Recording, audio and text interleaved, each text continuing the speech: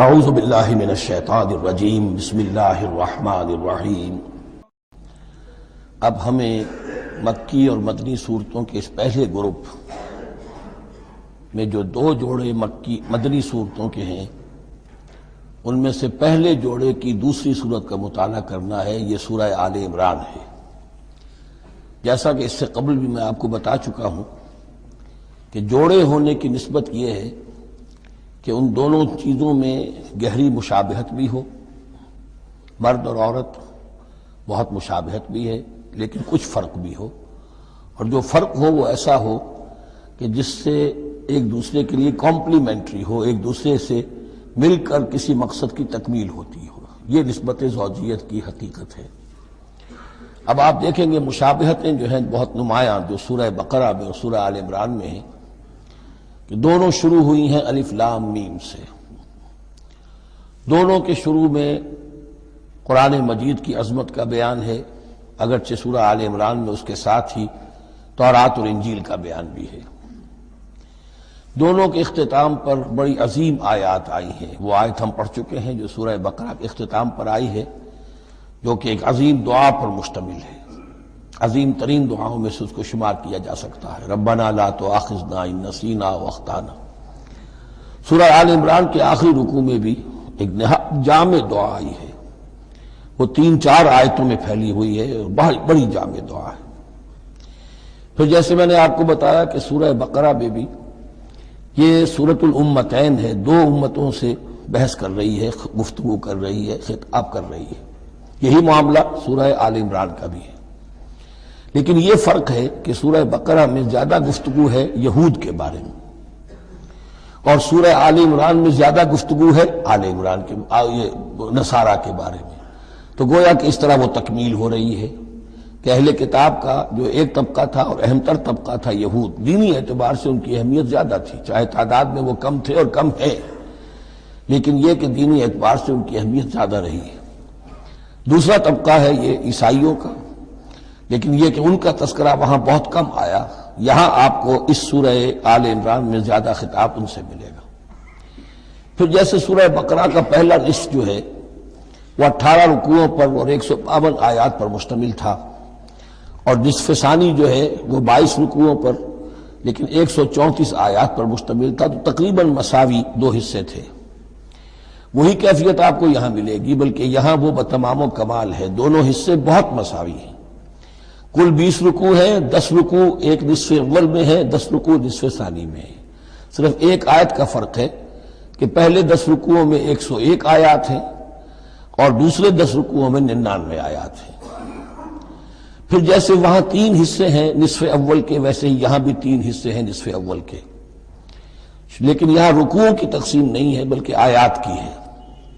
پہلی 32 آیات میں تمہیدی کلام ہے، جیسے کہ 4 رکوع سورہ بقرہ کی، اگرچہ وہاں روح سخن ابتدا ہی سے یہود کی طرف ہو گیا تھا، یہاں روح سخن ابتدا ہی سے نصارہ کی طرف ہے، لیکن یہ کہ یہاں کی 32 آیات اسی طرح تمہیدی کلام پر مشتمل ہے جیسی کہ سورہ بقرہ کے 4 رکوع۔ پھر یہاں 31 آیات براہ راست خطاب ہے نصارہ سے، خاص طور پر حضرت عیسیٰ علیہ السلام کی ولادت کن حالات میں ہوئی، کیا ان کا مقام اور مرتبہ تھا، کیا ان کی اصل حیثیت تھی، پھر یہ کہ ان کے ساتھ کیا معاملہ ہوا۔ یہ حصہ نازل بھی ہوا ہے سن 9 ہجری میں، جو شامل یہاں کر دیا گیا ہے، حالانکہ اس سورہ مبارکہ کا اکثر و بیشتر حصہ جو ہے وہ سن 3 ہجری میں غزوہ احد کے بعد نازل ہوا ہے، لیکن یہ کہ یہ حصہ جو ہے 31 آیات پر مشتمل نازل ہوا سن 9 ہجری میں۔ نجران ایک بستی تھی عرب کے جنوب میں یمن کی طرف، اور وہاں عیسائی آباد تھے، تو وہاں کے عیسائیوں کے سردار اور ان کے جو بڑے لاٹ پادری تھے وہ کچھ 70 عیسائیوں کا ایک وفد لے کر آئے حضور کی خدمت میں مدینہ منورہ میں، بات سمجھنے سمجھانے کے لیے کہ آپ کس بات کی دعوت دے رہے ہیں، اور کئی دن مقیم رہے اور بات پوری سمجھ بھی لی، خاموش بھی ہو گئے، پھر بھی بات نہیں مانی تو حضور نے مباہلے کی دعوت دی، اس چیلنج کو قبول کیے بغیر وہاں سے چلے گئے۔ لیکن یہ کہ بہرحال انہوں نے جو ترتیب جس شدت کے ساتھ ہونی چاہیے تھی ان کی طرف سے وہ بھی نہیں کی، یہ شرافت کا انہوں نے مظاہرہ کیا۔ بہرحال یہ 9 رکوع، یہ جو 31 آیات ہیں سن 9 میں نازل ہوئی۔ یہی نوٹ کر لیجئے کہ سورہ بقرہ کی بھی ایک بات میں بتانے سے میں بھول گیا اس وقت کہ یہ جو سود سے متعلق احکام ہیں، جو رکوع ہے، جو 38واں رکوع ہے سورہ بقرہ، یہ بھی تقریباً سن 9 میں نازل ہوا ہے۔ گویا کہ وہ مشابہت بھی موجود ہے کہ اگرچہ سورہ بقرہ کا اکثر و بیشتر حصہ غزوہ بدر سے قبل نازل ہوا، لیکن اس میں بھی کچھ آیات وہ ہیں جو سن 9 ہجری میں نازل ہوئی ہیں اور سود کے بارے میں آخری حکم ہے۔ اسی طریقے سے یہاں جو یہ نجران کے عیسائیوں سے خطاب کے لیے جو آیات نازل فرمائی گئیں، یہ سن 9 میں نازل کی گئیں، لیکن شامل ہے سورہ آل عمران میں کہ جس کا اکثر و بیشتر حصہ سن 3 ہجری میں غزوہ احد کے بعد نازل ہوا ہے۔ پھر جیسے سورہ بقرہ کے نصف اول کا جو آخری تیسرا حصہ تھا، وہ 15واں، 16واں، 17واں، 18واں رکوع، اس میں یہ کہ حضرت ابراہیم کا ذکر تھا، خانہ کعبہ کا ذکر تھا، اسی طریقے سے وہی بات یہاں ملے گی آپ کو۔ اور یہاں اب اہل کتاب کو دعوت دی گئی ہے اسی انداز میں جیسے کہ وہاں 16ویں رکوع میں سورہ بقرہ کے دی گئی ہے۔ یہ تیسرا حصہ جو ہے نصف اول کا، یہ 38 آیات پر مشتمل ہے، بہت جامع آیات ہیں، بہت اہم آیات ہیں۔ اس کے بعد نصف ثانی شروع ہو جاتا ہے جس میں کہ یا ایھا الذین آمنوا، جیسے 19ویں رکوع سے شروع ہوا سورہ بقرہ میں یا ایھا الذین آمنوا استعینوا بالصبر والصلاۃ ان اللہ مع الصابرین، یہاں اب یہ 11واں رکوع جو ہے وہ شروع ہوگا یا ایھا الذین آمنوا اتقوا اللہ حق تقاتہ ولا تموتن الا وانتم مسلمون۔ یہ جو نصف ثانی کے 10 رکوع ہیں، ان کی تقسیم یہاں پر عمودی ہے، افقی نہیں ہے۔ پھر تقسیم کر سکتے ہیں، پہلے 2 رکوعوں میں زیادہ خطاب مسلمانوں سے ہے، اور پھر اگرچہ روئے سخن جو ہے پھر اہل کتاب کی طرف بھی ہے۔ پھر 6 رکوع مسلسل ہیں غزوہ احد کے حالات پر مشتمل، جو مسائل سامنے آئے ان پر تبصرہ، جو مسلمانوں سے غلطیاں ہوئیں ان پر گرفت، آئندہ کے لیے ہدایات۔ تو یہ پورے 60 آیات ہیں تقریباً، اور 6 رکوعوں پر پھیلی ہوئی ہیں۔ یہ سب کے سب یوں سمجھیے کہ قرآن مجید کا ایک مستقل باب ہے، چیپٹر ہے غزوہ احد، اس کا عنوان ہو سکتا ہے۔ لیکن قرآن میں اس طرح سے چیپٹر بنائے نہیں گئے ہیں، بلکہ یہ صورتیں ہیں کہ جو میں نے جیسا کہ ابتدا میں عرض کیا تھا تعارف قرآن کے ضمن میں کہ یہ مجموعہ خطبات الہیہ ہے، ایک خطبہ نازل ہو رہا ہے اور اس کے اندر جو مضامین آ رہے ہیں، لیکن ان میں ربط اور ترتیب ہے۔ اس ربط اور ترتیب پر توجہ اب تک کم ہوئی ہے، لیکن اب اس دور میں قرآن حکیم کے علم و معرفت کا یہ پہلو بھی اب زیادہ نمایاں ہوا ہے کہ اس میں بڑا نظم ہے، نظام القرآن، اس کے اندر تنظیم ہے، اس میں آیات کا آپس میں ربط ہے، سورتوں کا سورتوں سے ربط ہے، اور ایسے ہی یہ جو ہے الٹ اب کلام نہیں۔ پھر آخری 2 رکوع، وہ ان میں سے ایک تو جو ہے آخری رکوع وہ تو بہت ہی جامع ہے، اور اس میں وہ عظیم دعا بھی آئی ہے، اور فلسفہ ایمان کے بارے میں اہم ترین بحث ہے کہ جو اس مقام پر آئی ہے۔ اور اس طریقے سے، اور جو اس سے پہلے کا رکوع ہے 19واں رکوع، وہ بھی در حقیقت کنکلوڈنگ جس کو کہا جاتا ہے، سم اپ کرتے ہوئے پوری سورہ مبارکہ کے مضامین کو، بڑے جامع مضامین پر مشتمل ہے۔ تو اس طرح آپ دیکھیں گے، اور جگہ جگہ آپ دیکھیں گے کہ بعض اوقات تو الفاظ وہی آ رہے ہیں، وہی انداز ہے۔ وہاں بھی کہا گیا تھا مسلمانوں تم کہو ہم ایمان رکھتے ہیں اللہ پر اور جو کچھ ہم پر نازل کیا گیا اور جو کچھ ابراہیم پر اور اسحاق پر، وہی آپ کو آیات یہاں بھی ملیں گی۔ حضرت ابراہیم کا ذکر وہاں ہے، یہاں بھی ملے گا۔ یہود پر ضربت علیہم الذلۃ والمسکنہ والی آیت وہ یہاں بھی آئے گی۔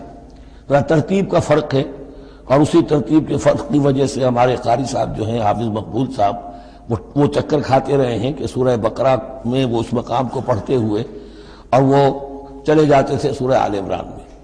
تو یہ متشابہ کہلاتے ہیں، قرآن مجید میں متشابہ، اور یہ حفاظ کے لیے مشکل ترین مقام ہوتے ہیں کہ تیزی میں روانی میں وہ اس سے مشابہ جو مقام ہے وہ ادھر منتقل ہو جاتے ہیں۔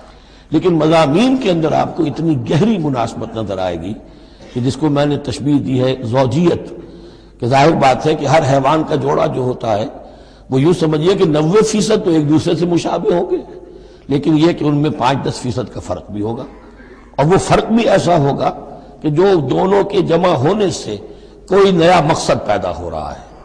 اب جیسا کہ آپ کو معلوم ہے تناسل کا معاملہ ہے، اس کے اعتبار سے مرد اور عورت کے جسم میں فرق ہے، لیکن دونوں سے مقصد تناسل جو ہے کہ آگے نسل پھیلے، اولاد ہو، وہ مقصد حاصل ہو رہا ہے، وہ یک طرفہ طور پر حاصل نہیں ہو سکتا۔ یہ نسبت زوجیت جو ہے قرآن حکیم کی صورتوں میں بتمام و کمال ہے اکثر و بیشتر میں۔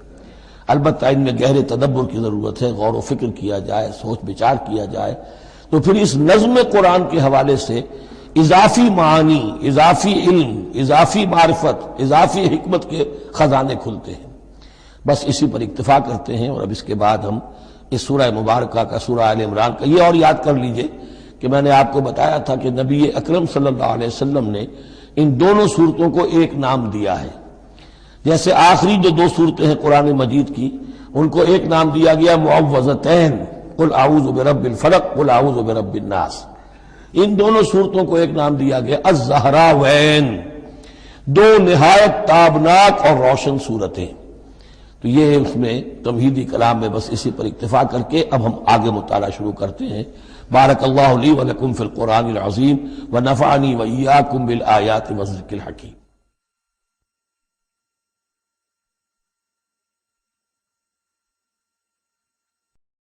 اشہد ان محمد رسول اللہ۔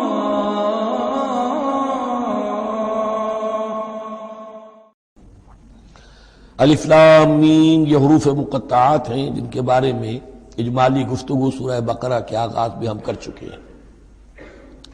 اللہ لا الہ الا هو الحی القیوم، یہ الفاظ آیت الکرسی کے آغاز میں سورہ بقرہ میں آ چکے ہیں۔ ایک بات نوٹ کر لیجئے کہ ایک حدیث میں آتا ہے کہ اللہ کا ایک اسم اعظم ہے کہ جس کے حوالے سے اگر کوئی چیز اللہ سے مانگی جائے تو وہ ضرور دیتا ہے، لیکن اس کو حضور نے بتایا نہیں کہ وہ اسم اعظم کون سا ہے۔ کچھ اشارے کیے، جیسے رمضان میں ایک شب ہے لیلۃ القدر جو 1000 مہینوں سے افضل ہے، تعین کے ساتھ نہیں بتایا وہ کون سی، تاکہ تلاش کرو، زیادہ ذوق و شوق کا معاملہ ہو۔ لیکن جو اشارات آپ نے کیے ہیں اس سے اندازہ ہوتا ہے، چونکہ یہ فرمایا گیا کہ یہ 3 صورتوں میں ہے، سورہ بقرہ میں، سورہ آل عمران میں اور سورہ طٰہٰ میں، وہ الفاظ الحی القیوم جو مشترک ہیں، سورہ بقرہ میں آیت الکرسی میں آئے ہیں، آل عمران میں یہاں دوسری آیت میں موجود ہیں، اور سورہ طٰہٰ کے بھی شروع کے اندر موجود ہیں۔ نزل علیک الکتاب بالحق، اس نے نازل فرمائی ہے، اس اللہ نے جس کے سوا کوئی معبود نہیں، جو الحی ہے القیوم ہے۔ اس میں اشارہ ہو رہا ہے اس کلام کی عظمت کی طرف کہ جان لو یہ کلام کس کا ہے، کس نے اتارا ہے۔ نزل علیک الکتاب بالحق، اس نے نازل فرمائی ہے یہ کتاب اے نبی آپ پر حق کے ساتھ، اور یہاں نوٹ کیجیے نزلہ ہے، نزل ینزل تنزیلا، انزلہ نہیں آیا ہے۔ مصدقا لما بین یدیہ، اور یہ تصدیق کرتے ہوئے آئی ہے اس کی جو اس کے سامنے موجود ہے، تورات اور انجیل۔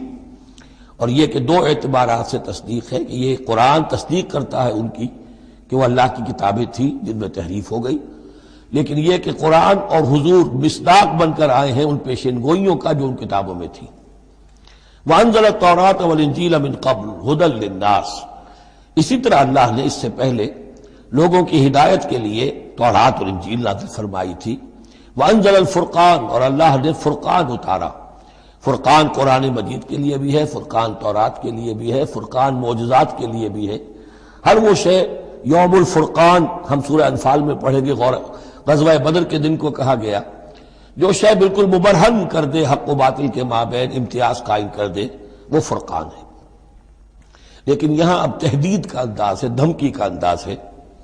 ان الذین کفروا بآیات اللہ، یہ دنیا کی دوسری کتابوں کا معاملہ نہ سمجھو کہ اسے مان لیا تب بھی کوئی حرج نہیں، نہیں مانا تب بھی کوئی حرج نہیں، اگر پڑھنے پر طبیعت راغب ہوئی تو بھی کوئی بات نہیں، نہیں راغب ہے تو مت پڑھو، کوئی الزام نہیں۔ یہ کتاب ویسی نہیں ہے، بلکہ یہ کتاب تو اب اگر نہیں مانو گے، ایمان نہیں لاؤ گے، تو ان الذین کفروا بآیات اللہ لہم عذاب شدید، تو ان کے لیے بہت سخت سزا ہوگی۔ واللہ عزیز ذو انتقام، اور اللہ تعالیٰ زبردست ہے، انتقام لینے والا ہے۔ یہ لفظ بہت اہم ہے کہ اللہ تعالیٰ جہاں رؤوف ہے، رحیم ہے، شفیق ہے، غفور ہے، ستار ہے، لیکن ساتھ ہی شدید ذو انتقام بھی ہے، عزوز ذو انتقام بھی ہے، شدید العقاب بھی ہے۔ یہ دونوں شانیں اللہ کی ذہن میں رہنی چاہیے۔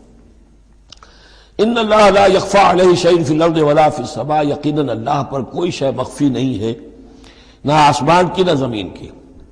هو الذی یصورکم فی الارحام کیف یشاء، پہلی چیز اللہ کے علم سے متعلق تھی اور یہ اللہ کی قدرت سے متعلق ہے۔ وہی ہے کہ جو تمہاری نقشہ کشی کر دیتا ہے، صورت بنا دیتا ہے تمہاری ماؤں کے رحموں میں جیسا چاہتا ہے۔ کسی کے پاس چوائس نہیں ہے کہ وہ اپنا نقشہ خود بنائے۔ لا الہ الا هو العزیز الحکیم، اس کے سوا کوئی معبود نہیں، اور یہ کہ وہی العزیز ہے اور الحکیم ہے۔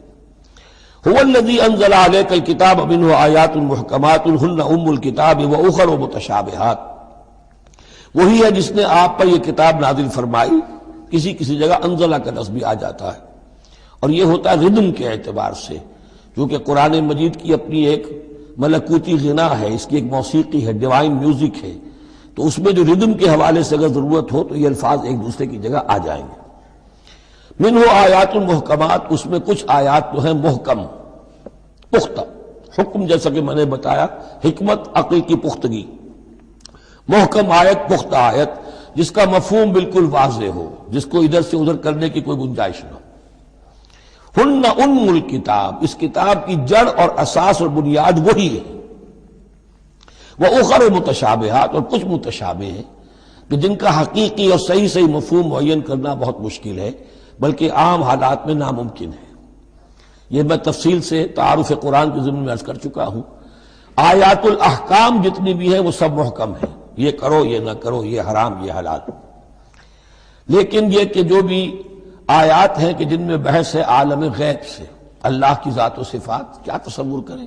اللہ کا ہاتھ، اللہ کا چہرہ، اللہ کی کرسی، اللہ کا عرش، کیا تصور کریں؟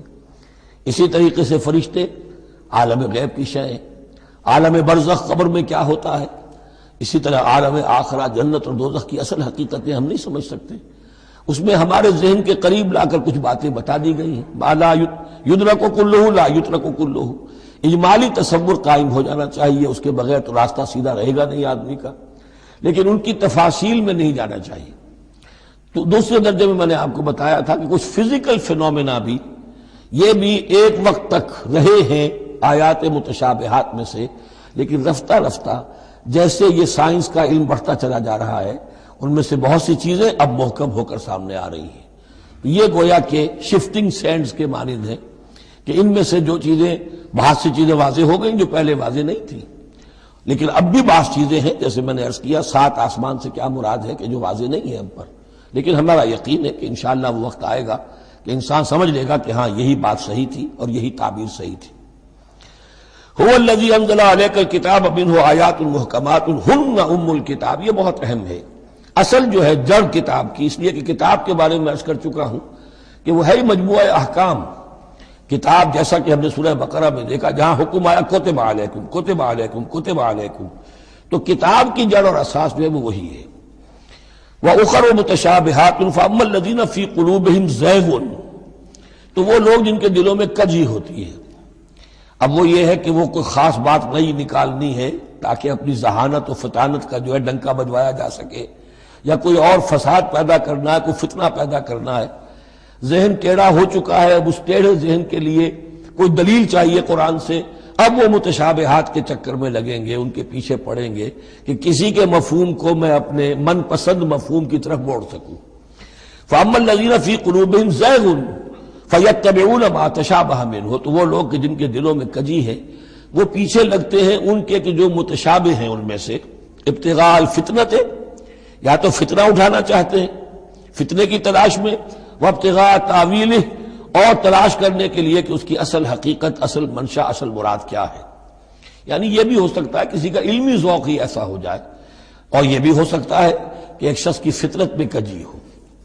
وما يعلم تاویلہ الا اللہ، حالانکہ ان کا حقیقی مفہوم اللہ کے سوا کوئی نہیں جانتا۔ والراسخون فی العلم یقولون، اور جو لوگ علم میں راسخ ہیں، پختہ ہیں، جن کی جڑیں گہری ہو چکی ہیں علم میں، وہ کیا کہتے ہیں؟ یقولون آمنا بہ کل من عند ربنا، ہم ایمان لائے اس کتاب پر، قرآن پر، یہ کل کا کل ہمارے رب کی طرف سے ہے۔ جو بات صاف سمجھ میں آ گئی ہے اس پر عمل کریں گے، جو بات پوری طرح سمجھ میں نہیں آ رہی ہے انتظار کریں گے، لیکن یہ اجمالی یقین رکھیں گے کہ یہ ہے اللہ کی کتاب۔ آمنا بہ کل من عند ربنا وما یذکر الا اولو الالباب، لیکن یہ صحیح روش اور یہ نصیحت نہیں حاصل کر سکتے مگر وہی کہ جو ہوش مند ہے، عقل مند ہے۔ اور سب سے بڑی ہوش مندی یہ ہے کہ انسان اپنی عقل کی لیمیٹیشنز کو جان لے. میری عقل کی حدود کیا ہے، عقل کہاں تک جا سکتی ہے. اگر انسان اپنی عقل کی حدود کو نہیں جانتا تو وہ پھر اولو الالباب میں سے نہیں ہے. عقل بڑی شے ہے لیکن یہ کہ اس کی حدود ہیں، ایک حد سے آگے یہ عقل تجاوز نہیں کر سکتی. گزر جا عقل سے آگے کہ یہ نور چراغ راہ ہے منزل نہیں ہے. منزل تک پہنچانے والی شے جو ہے وہ عقل نہیں ہے، وہ قلب پہنچائے گا. لیکن یہ کہ بہرحال عقل ایک روشنی دیتی ہے، حقیقت کی طرف اشارے کرتی ہے. ربنا لا تزغ قلوبنا بعد اذ ہدیتنا، اور ان کا یہ قول ہوتا ہے اولو الالباب کا، اے رب ہمارے دلوں کو کج نہ ہونے دیجو اس کے بعد کہ تو نے ہمیں ہدایت دے دی ہے. وہب لنا من لدنک رحمہ، اور ہمیں تو خاص اپنے خزانہ فضل سے رحمت عطا فرما. انک انت الوہاب، یقیناً تو ہی سب کچھ دینے والا ہے، تیری ہی بارگاہ سے ملے گا. ربنا انک جامع الناس لیوم لا ریب فیہ، اے رب ہمارے یقیناً تو جمع کرنے والا ہے لوگوں کو اس دن جس دن میں کوئی شک نہیں ہے، قیامت کا دن، یوم القیامہ. ان اللہ لا یخلف المیعاد، یقیناً اللہ تعالی اس وعدے کے خلاف نہیں کرے گا، اپنے وعدے کی خلاف ورزی نہیں کرتا. لہذا جو اس نے بتایا ہے کہ وہ دن آئے گا وہ آ کر رہے گا. ان الذین کفروا لن تغنی عنہم اموالہم ولا اولادہم من اللہ شیئا. اب یہ ذرا تحدی کا انداز ہے، چیلنج کا انداز ہے. زمانہ نزول کے اعتبار سے آپ نے نوٹ کر لیا کہ یہ سن 3 میں نازل ہو رہی ہے سورہ مبارکہ غزوہ احد کے بعد. لیکن یہ کہ یہ رکوع جو ہے اس کے بارے میں گمان غالب ہے کہ یہ غزوہ بدر کے بعد نازل ہوئی ہے. غزوہ بدر جو ہے اس میں ایک طرف مسلمانوں کو بڑی زبردست فتح حاصل ہوئی تھی تو مسلمانوں کا مورال بہت بلند تھا. لیکن ایسی روایات بھی ملتی ہیں کہ جب مسلمان بدر سے کامیاب ہو کر غازی بن کر فتح یاب ہو کر واپس آئے تو جو یہودی قبیلے تھے مدینے کے ان میں سے بعض لوگوں نے کہا کہ مسلمانوں اتنا نہ اتراؤ، یہ کچھ قریش کے ناتجربہ کار چھوکرے تھے جن سے تمہارا مقابلہ پیش آیا ہے. اگر ہم سے کبھی اس کا مقابلہ پیش آیا تو معلوم ہوگا، تب دن میں تارے نظر آئیں گے وغیرہ وغیرہ. تو اس پس منظر میں یہ الفاظ کہے جا رہے ہیں کہ نہیں، تمام کفار اسی طریقے سے آخر کار زیر ہوں گے اور اللہ کے دین کو غالب ہونا ہے. واللہ غالب علی امرہ ولکن اکثر الناس لا یعلمون. ان الذین کفروا لن تغنی عنہم اموالہم ولا اولادہم من اللہ شیئا، یقیناً جن لوگوں نے کفر کی روش اختیار کی ہرگز نہ بچا سکیں گے انہیں نہ ان کے مال نہ ان کی اولاد اللہ سے کچھ بھی. وَأُولَٰئِكَ هُمْ وَقُودُ النَّارِ، اور وہ تو سب کے سب آگ کا ایندھن بنیں گے. کداب آل فرعون، تمہاری تو حیثیت ہی کیا ہے، چپندی کا شوربہ. آل فرعون کا معاملہ یاد کرو، ان کے ساتھ کیا ہوا تھا. شہنشاہ اور بڑے لاؤ لشکر والا، وفرعون ذی الاوتاد کداب آل فرعون والذین من قبلہم، اور اسی پر کیا اس سے پہلے ثمود اور عاد جیسی قومیں زبردست جو ہیں اسی جزیرہ نما عرب میں رہی ہیں. کذبوا بآیاتنا، انہوں نے بھی ہماری آیات کو جھٹلایا تھا. فاخذہم اللہ بذنوبہم، تو اللہ نے پکڑا ان کو گناہوں کی پاداش میں. واللہ شدید العقاب، اور اللہ سزا دینے میں بہت سخت ہے. قل للذین کفروا، اے نبی کہہ دیجئے ان لوگوں سے جو کفر کی روش اختیار کر رہے ہیں، ستغلبون وتحشرون الی جہنم، تم سب کے سب مغلوب ہو کر رہو گے، دنیا میں مغلوب ہوگے اور پھر جہنم کی طرف گھیر کر لے جائے جاؤ گے. وبئس المہاد، اور وہ بہت برا ٹھکانہ ہے. قد کان لکم آیۃ فی الفئتین التقطا، تمہارے لیے ایک نشانی آ چکی ہے ان دو گروہوں میں جو آپس میں جنہوں نے جنگ کی، یعنی بدر کی جنگ ہوئی. اس میں ایک طرف مسلمان تھے، ایک طرف مشرکین مکہ تھے. تمہارے لیے نشانی موجود ہے. قد کان لکم آیۃ فی فئتین التقطا، فئۃ تقاتل فی سبیل اللہ، اس میں سے ایک جماعت وہ تھی، ایک گروہ وہ تھا جو اللہ کی راہ میں جنگ کر رہا تھا. وأخری کافرۃ، اور دوسرا گروہ جو ہے وہ کافر تھا. یرونہم مثلیہم رأی العین، وہ دیکھ رہے تھے اپنی آنکھوں سے کہ ان سے دگنے ہیں. اب اس کے کئی معنی کیے گئے ہیں. ایک یہ بھی ہے کہ مسلمانوں کو تو کھلا نظر آ رہا تھا کہ ہم سے دگنی فوج ہے، بلکہ 3 گنی تھی. بعض روایات میں ایسا بھی آتا ہے کہ اللہ تعالیٰ نے کفار پہ ایسا روب طاری کر دیا تھا غزوہ بدر میں کہ انہیں نظر یہ آ رہا تھا کہ مسلمان ہم سے دگنے ہیں. تو ایسا ہو جاتا ہے، انسان کی سماعت اور بصارت پر ایسا اثر ہو جائے. تو اللہ تعالیٰ نے یہ کیا، وہ بھی بعض روایات ہیں. واللہ یؤید بنصرہ من یشاء، اور اللہ تائید فرماتا ہے اپنی نصرت سے جس کی چاہتا ہے، ان فی ذلک لعبرۃ، اس میں یقیناً ایک عبرت ہے، سبق آموزی ہے، لأولی الابصار، لیکن یہ عبرت اور سبق آموزی صرف ان کے لیے ہوتی ہے کہ جو آنکھیں رکھتے ہوں، جن کے اندر جو ہے دیکھنے کی صلاحیت موجود ہو۔ اب یہ آج بڑی اہم آ رہی ہے فطرت انسانی کے اعتبار سے۔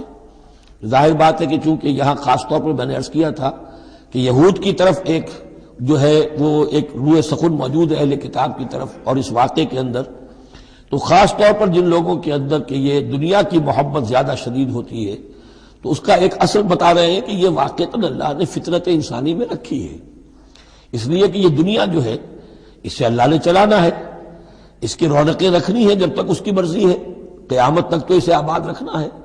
اولاد پیدا ہوگی تو دنیا قائم رہے گی، نسل چلے گی، مرد اور عورت کی ایک دوسرے کے ساتھ کشش ہوگی تو اولاد پیدا ہوگی، اور یہ تمام چیزیں جو ہیں، دولت کی کوئی طلب ہوگی تو آدمی محنت کرے گا، مشقت کرے گا، کمائے گا، تو اس لیے یہ چیزیں فطرت انسانی میں ہیں، یہ بیسک اینیمل انسٹنکٹس ہیں۔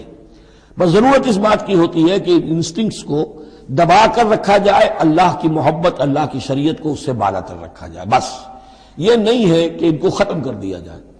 سیلف اینیہیلیشن اسلام میں نہیں ہے، یہ رہبانیت ہے کہ اپنے نفس کو کچل دو، ختم کر دو، نہیں، سیلف کنٹرول، اپنے آپ کو کنٹرول میں رکھو۔ یہ منہ زور گھوڑا ہے نفس انسانی کا، لیکن جتنا طاقتور گھوڑا ہوگا اتنا ہی آپ کے لیے تیز دوڑنا جو ہے وہ آسان ہوگا، لیکن جتنا منہ زور اور طاقتور گھوڑا ہے اتنا ہی اسے قابو میں رکھنے کی ضرورت بھی ہے، ورنہ اگر اس کے رحم و کرم پر سوار آ گیا تو جہاں چاہے گا پٹخنی دے دے گا۔ تو اس اعتبار سے سیلف کنٹرول ہو، گھوڑا پورا قابو میں ہو۔ البتہ یہ ہے کہ سیلف کو، اپنے نفس کو، اس کو کچل ڈالنا، سیلف اینیہیلیشن، یہ اسلام میں نہیں۔ زین للناس حب الشہوات من النساء، مزین کر دی گئی ہے لوگوں کے لیے ایک تو محبت جو ہے، شہوت کی محبت خواتین کے بارے میں۔ اب دیکھیے یہاں بھی قرآن مجید گویا کہ ایک طرح سے تائید کر رہا ہے فرائڈ کی۔ اس کے نزدیک سب سے پورٹنٹ فیکٹر جو ہے، سب سے پورٹنٹ جو موٹیو ہے انسان کا، وہ سیکس ہے، اور یہاں بھی اللہ تعالیٰ نے سب سے پہلے اسی کا ذکر کیا ہے۔ اگرچہ میرے نزدیک ضروری نہیں ہے، اس لیے کہ دوسری جگہوں پر پیٹ جو ہے، معاشی ضرورت یہ اس سے بھی سخت ہو جاتی ہے، لیکن یہ کہ واقعتاً یہ حضور نے بھی فرمایا ہے صلی اللہ علیہ وسلم، ما ترکت بعدی فتنۃ اضر علی الرجال من النساء، میرے بعد اب مردوں کے لیے عورتوں کے فتنے سے بڑا فتنہ اور کوئی نہیں ہے۔ ان کی محبت جو ہے وہ انسان کو کہاں سے کہاں لے جاتی ہے۔ بلعام بن باورا یہود کے اندر ایک بہت بڑا عالم اور فاضل شخص تھا، ایک عورت کے چکر میں آ کر اور وہ شیطان کا پیرو بن گیا۔ وہ قصہ آئے گا سورہ اعراف کے اندر۔ تو واقعہ یہ ہے، لیکن ایک فطرت کے اندر ہے تو صحیح، محبت تو ہے۔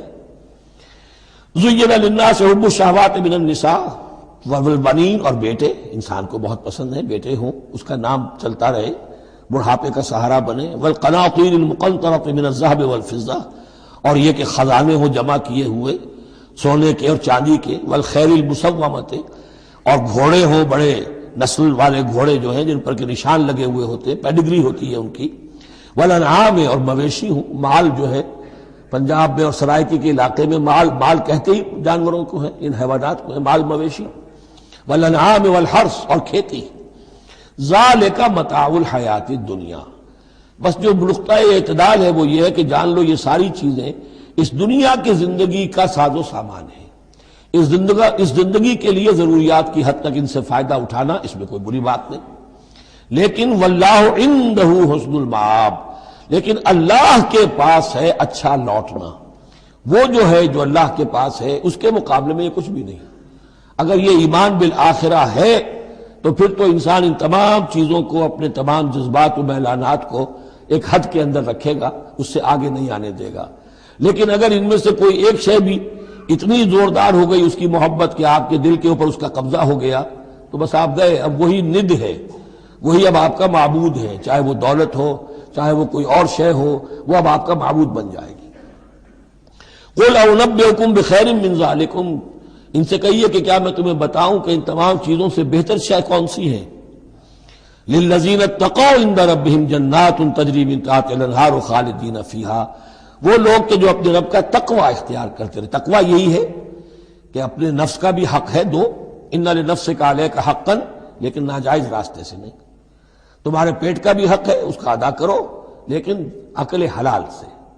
تمہاری اولاد کا تم پر حق ہے، ان لنفسک علیک حقا وان لزوجک علیک حقا وان لزورک علیک حقا، تمہارے ملاقاتی آتے ہیں ان کا بھی تم پر حق ہے، وہ حقوق ادا کرو، لیکن اللہ سے اوپر کسی حق کو فائق نہ کر دینا، بس یہ ہے اصل بات۔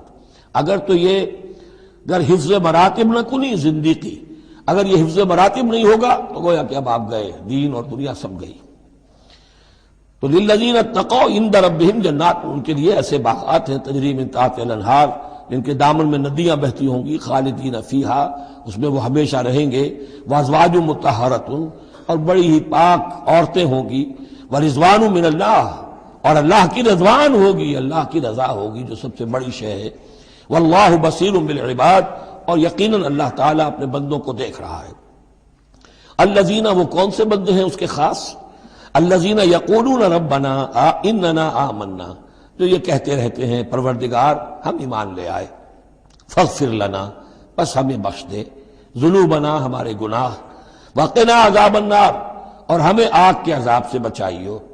اب ان کی بدح میں الفاظ استعمال ہو رہے ہیں، یہ کون لوگ ہیں جو یہ دعا کرتے ہیں، ان کے یہ اوصاف ہیں، اور اس میں گویا کہ تلقین ہے، اگر اللہ سے یہ دعا کرنا چاہتے ہو کہ اللہ تمہیں تمہارے گناہ بخش دے اور تمہیں جہنم کے عذاب سے بچائے، تو یہ اوصاف اپنے اندر پیدا کرو۔ الصابرین والصادقین والقانتین والمنفقین والمستغفرین بالاسحار، صبر کرنے والے اور راست باز، راست بازی میں راست گوئی بھی ہے، راست کردار بھی ہے، عمل بھی آپ کا صحیح صحت پر ہو، درستی پر ہو، اور قول بھی صحیح اور درست ہو۔ والقانتین، فرما بردار، والمنفقین، اللہ کی راہ میں خرچ کرنے والے، والمستغفرین بالاسحار، اور جو جس کو آپ کہتے ہیں small hours of the morning, وہ جو سحر کا وقت ہے، سحری کا وقت ہے، اس میں استغفار کرنے والے۔ ایک تو نمازیں ہیں جو 5 نمازیں ہیں، لیکن خاص وہ وقت جو ہے اس میں جب کہ فرمایا گیا ہے کہ رات کے آخری حصے میں اللہ تعالیٰ نزول فرماتا ہے سمائے دنیا تک، اور پھر ایک ندا ہوتی ہے، حل من مستغفر فاغفر لہ، حل من سائل فاعطیہ، ہے کوئی استغفار کرنے والا کہ میں اسے معاف کر دوں، ہے کوئی کچھ مانگنے والا کہ میں اسے عطا کر دوں۔ ہم تو مائل بکرم ہے، کوئی سائل ہی نہیں، راہ دکھلائیں کسے، رہرو منزل ہی نہیں۔ شاہد اللہ انہ لا الہ الا ہوا والملائکۃ واولو العلم قائما بالقسط، اللہ خود گواہ ہے کہ اس کے سوا کوئی معبود نہیں، سب سے بڑی گواہی تو اللہ کی ہے، والملائکۃ، اور سارے فرشتے گواہ ہیں، واولو العلم، اور اولو العلم بھی اس پر گواہ ہیں۔ یہ اولو العلم جو ہے، اولو الالباب، اولو العلم الذین یعقلون، یہ وہ لوگ ہیں کہ جو ان کائناتی آیات کے حوالے سے اللہ کو پہچان لیتے ہیں اور اس کو مان لیتے ہیں کہ وہی معبود برحق ہے۔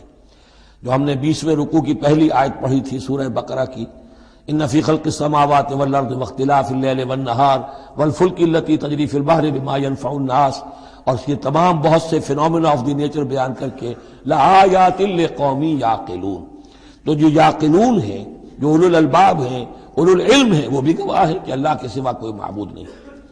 لیکن یہاں جو اہم ترین لفظ ہے وہ اب آ رہے ہیں، قائما بالقسط، وہ قسط اور عدل کا قائم کرنے والا ہے۔ وہ جو میں نے کل عرض کیا تھا کہ ہم بھی سمجھتے ہیں کہ اللہ عدل قائم کرتا ہے اور عدل کرے گا، البتہ یہ کہ اہل سنت کے نزدیک یہ کہنا جو ہے سوء ادب ہے کہ اللہ پر عدل کرنا واجب ہے، اللہ پر کسی شے کا وجوب نہیں، لیکن اللہ کو عدل پسند ہے، اللہ کو واللہ یحب المقسطین، اللہ خود بھی عدل فرمائے گا۔ لا الہ الا هو العزیز الحکیم، اس کے سوا کوئی معبود نہیں ہے، وہ زبردست ہے، کمال حکمت والا۔ ان الدین عند اللہ الاسلام، دین تو اللہ کے نزدیک پسندیدہ اور اللہ تعالیٰ کے ہاں منظور شدہ دین ایک ہی ہے، وہ الاسلام ہے۔ یہ صورت اس اعتبار سے، اور یہ بھی سورہ بقرہ اور سورہ آل عمران کے حوالے سے آپ سمجھ لیجئے،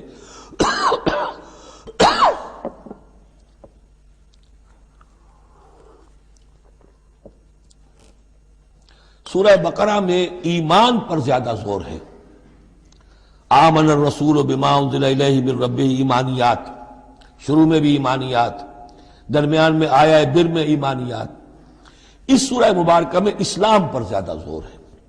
اب ان دونوں میں بھی ایک نسبت ہے خاص جس کو بھی تفصیل میں جانے کا موقع نہیں ہے۔ ان الدین عند اللہ الاسلام، آگے چل کر آیت آئے گی وَمَن يَبْتَغِ غَيْرَ الْإِسْلَامِ دِينًا فَلَن يُقْبَلَ مِنْهُ، اگر کوئی شخص اسلام کے سوا کسی دین کو قبول کرے گا وہ اس کی جانب اللہ کے ہاں منظور نہیں ہوگا۔ وَمَا اخْتَلَفَ الَّذِينَ أُوتُوا الْكِتَابَ إِلَّا مِن بَعْدِ مَا جَاءَهُمُ الْعِلْمُ بَغْيًا بَيْنَهُمْ، یہ اسلام ہمیشہ سے چلا آ رہا ہے، حضرت آدم سے اسلام چلا آ رہا ہے۔ یہ وہی آیات جو تھی آیت الاختلاف، اس کا گویا کہ خلاصہ آ گیا۔ اور جن لوگوں نے اختلاف کیا ہے، یہ پگڈنڈیاں نکالی ہیں، غلط راستوں پر مڑ گئے ہیں، تو یہ اس کے بعد کہ ان کے پاس علم آ چکا تھا، اور اصل سبب بغیم بینہم، ضدم ضدہ، دی ارتھ ٹو ڈومینیٹ۔ ومن یکفر بآیات اللہ، اور جو کوئی اللہ کی آیات کا انکار کرتا ہے، فإن اللہ سریع الحساب، تو اللہ تعالیٰ کو حساب لیتے دیر نہیں لگے گی، وہ بڑی تیزی کے ساتھ حساب لے لے گا۔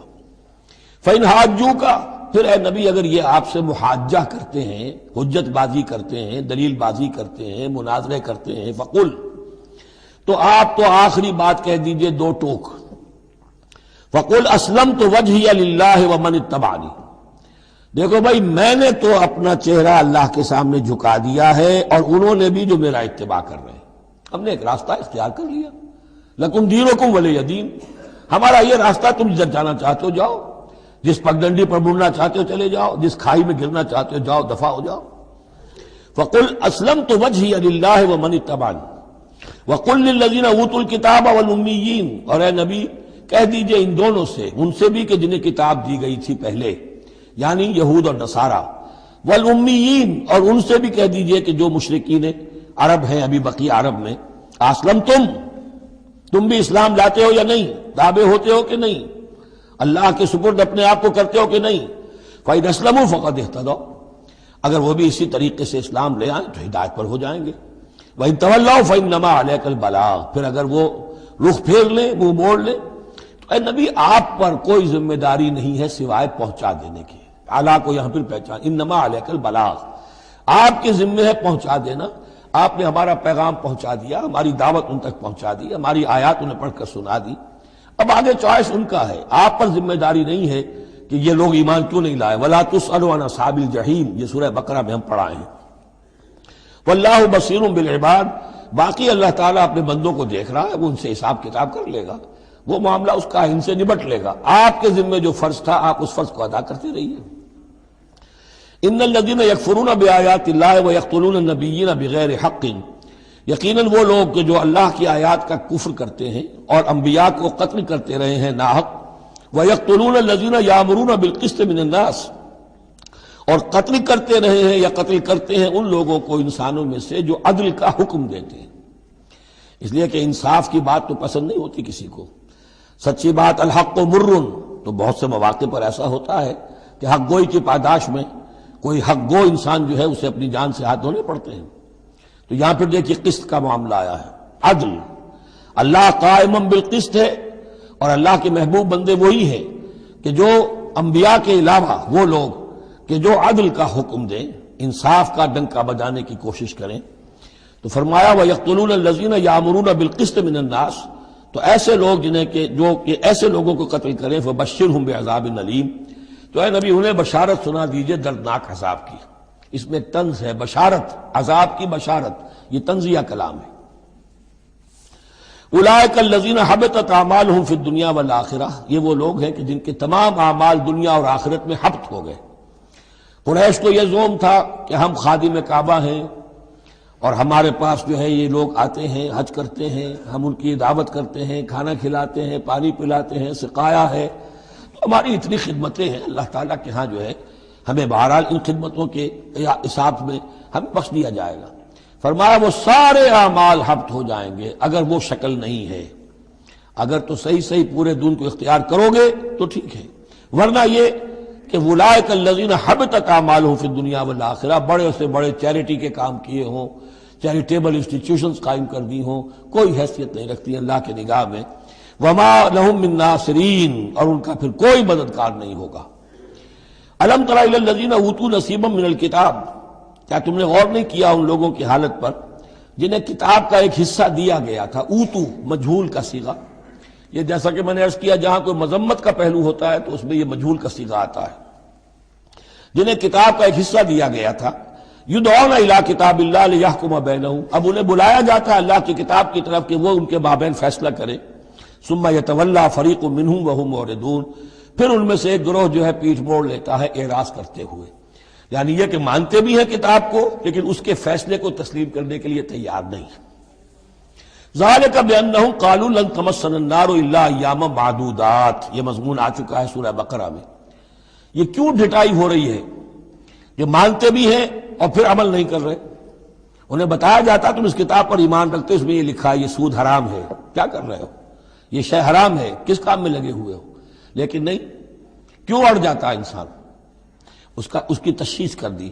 ذالک بانہم قالوا، یہ اس وجہ سے ہے کہ انہوں نے یہ عقیدہ گھڑ لیا ہے کہ لن تمسنا النار الا ایاما معدودات، ہمیں تو چھو ہی نہیں سکتی آگ جہنم کی مگر گنتی کے چند دن.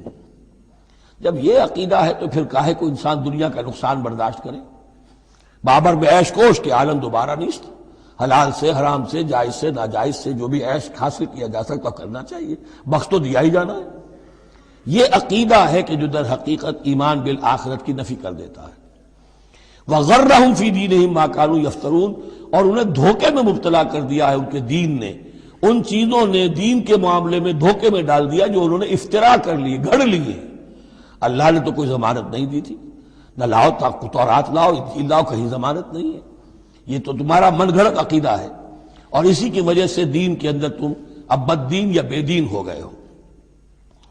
فَكَيْفَ إِذَا جَمَعْنَاهُمْ لِيَوْمٍ لَا رَيْبَ فِيهِ، تو کیا حال ہوگا اس دن. اس وقت تو یہ بڑھ چڑھ کر باتیں بنا رہے ہیں، زبان درازیاں کر رہے ہیں. کیا ہوگا اس دن جب کہ ہم انہیں جمع کریں گے لِيَوْمٍ لَا رَيْبَ فِيهِ، اس دن جس دن کے بارے میں کوئی شک نہیں.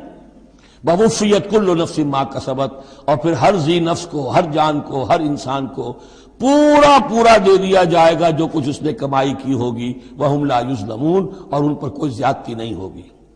اب اس کے بعد پھر ایک بڑی عظیم دعا آ رہی ہے. اس سورہ مبارکہ میں دعائیں بہت ہیں، یہ بھی بہت عظیم دعا ہے اور یہ تو باقاعدہ تلقین کر کے کہا گیا ہے. کہیں تو ایسا ہوتا ہے لوگ ایسے دعا کرتے ہیں. یہاں ہے قل اللہم مالک الملک، کہو اے اللہ جو تمام بادشاہت کا مالک ہے، مالک الملک ہے، کل ملک اس کے اختیار میں ہے. تؤتی الملک من تشاء، تو حکومت اور اختیار دیتا ہے جس کو چاہتا ہے. وتنزع الملک ممن تشاء، اور سلطنت چھین لیتا ہے جس سے چاہتا ہے. وتعز من تشاء، اور تو عزت دیتا ہے جس کو چاہتا ہے. وتذل من تشاء، اور تو ذلیل کر دیتا ہے جس کو چاہے. بیدک الخیر، تیرے ہاتھ میں سب خوبی ہے. اس کے دونوں معنی ہیں، کل خیر خوبی تیرے ہاتھ میں ہے، دوسرے تیرے ہاتھ میں خیر ہی خیر ہے. بسا اوقات انسان جسے اپنے لیے شر سمجھ بیٹھتا ہے وہ بھی اس کے لیے خیر ہوتا ہے. عسیٰ ان تحبوا شیئا وہو شر لکم وعسیٰ ان تکرہوا شیئا وہو خیر لکم. انک علی کل شیء قدیر، یقیناً تو ہر چیز پر قادر ہے. تولج اللیل فی النہار، تو رات کو لے آتا ہے دن میں پرو کر. وتولج النہار فی اللیل، اور پھر دن کو نکال لاتا ہے رات میں سے پرو کر. وتخرج الحی من المیت، اور تو نکالتا ہے زندہ کو مردہ سے. وتخرج المیت من الحی، اور تو نکالتا ہے مردہ کو زندہ سے. اس کی بہترین مثال مرغی اور انڈا. مرغی میں جان نہیں ہے لیکن اسی میں سے چوزہ برآمد ہوتا ہے، زندہ ہے، اور وہ مرغی جو ہے وہی انڈا دے رہی ہے. تو گویا کہ اللہ تعالیٰ کے ہاں وہ چیز چل رہی ہے. تخرج الحی من المیت وتخرج المیت من الحی وترزق من تشاء بغیر حساب، اور تو دیتا ہے جس کو چاہتا ہے بے حد و حساب. لا يتخذ المؤمنون الکافرین اولیاء من دون المؤمنین، اہل ایمان نہ بنائیں اپنے دوست کافروں کو. اولیاء ایسا دوست جو قلبی دوست ہو، جو رازدار بھی ہو جاتے ہیں، پشت پناہ بھی ایک دوسرے کے سمجھے جاتے ہیں. یہ تعلق کفار کے ساتھ اختیار کرنے کی اجازت نہیں ہے. ایک اچھا رویہ ہو، ظاہری مدارات ہوں، آپ ان سے اچھے کلچرڈ طریقے پر بات کریں، تہذیب کے ساتھ، یہ اور بات ہے. لیکن دلی محبت، قلبی رشتہ، جذباتی تعلق، ان کی ایک ایسے باہمی مدد کا ایک رشتہ قائم کر لینا، پشت پناہ ہونے کا رشتہ بنا لینا، اس کی اجازت نہیں ہے. لا يتخذ المؤمنون الکافرین اولیاء من دون المؤمنین، اہل ایمان کو چھوڑ کر ان کے ساتھ یہ رشتہ قائم کرنا اللہ کو پسند نہیں.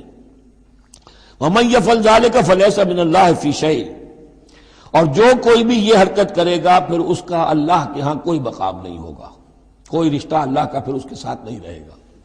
اللہ کے دشمنوں کے ساتھ تمہاری دوستی ہے تو ظاہر بات ہے کہ پھر اللہ کے ساتھ تمہارا کوئی تعلق نہیں رہا۔ الا ان تتقوا منہم تقا، سوائے یہ کہ تم ان سے بچاؤ کرنا چاہو، بچاؤ کے لیے۔ بعض اوقات ایسے حالات ہوتے ہیں کہ کھلے مقابلے کا بھی موقع نہیں ہے تو آپ طرح دے رہے ہیں، آپ وقت جو ہے یو آر بائنگ ٹائم، تو اس میں کوئی ظاہری خاطر مدارات کا مسئلہ بھی ہو جائے تو کوئی حرج نہیں ہے، لیکن یہ کہ مستقل واقعی قلبی محبت قائم کر لینا یہ جائز نہیں ہے۔ ویسے یہ کہ اسی پھر آیت کے اسی الفاظ کو ہمارے ہاں اہل تشیع نے تقیہ کی جڑ بنا دیا ہے، لیکن انہوں نے اسے پہنچا دیا اس حد تک کہ جھوٹ بھی بولو، اپنے عقائد بھی چھپا لو، اور اس کے لیے دلیل یہاں سے لاتے ہیں۔